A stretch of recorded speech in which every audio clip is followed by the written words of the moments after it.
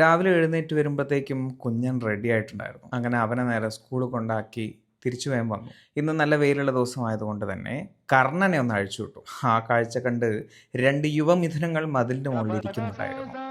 ഇന്നലെ രാത്രി 12 മണിക്ക് മിന്നാൻ തുടങ്ങിയാണ് ഈ ചുവപ്പ് മിന്നൽ. നെറ്റില്ലാത്തതുകൊണ്ട് നമ്മളെ പരിപാടികളൊന്നും നടക്കൂലല്ലോ.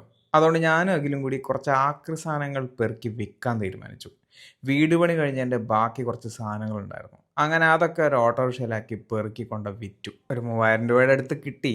അതിൻ്റെ ഭാഗമായിട്ട് കുഞ്ഞിന് വിശക്കണമെന്ന് പറഞ്ഞപ്പോൾ ഓരോ പൊറോട്ടയും ഓരോ ബോണ്ടയും പിന്നെ ചായയും കഴിച്ചു. നല്ല മുരിഞ്ഞ പൊറോട്ടയിൽ ബോണ്ട ഞെരടി കഴിക്കുന്നതിൻ്റെ സുഖം വേറെ തന്നെയാണ്. വൈകുന്നേരമായിട്ട് നെറ്റ് വന്നില്ലാന്നേ. അങ്ങനെ ഞങ്ങൾ വൈകുന്നേരം നടുവട്ടം ഭാഗത്തേക്കൊന്ന് നടക്കാൻ ഇറങ്ങി. പോണ വഴിക്ക് കണ്ട ഒരു പാർക്കിൽ കുഞ്ഞൻ കാണിക്കുന്ന പോക്രിത്തരങ്ങളാണ് ഈ കാണുന്നത്. അങ്ങനെ രാത്രി കർണനും പക്രൂശനും ഫുഡ് കൊടുത്തു. ദാ അട്ടം നോക്കി കിടന്നുറങ്ങി.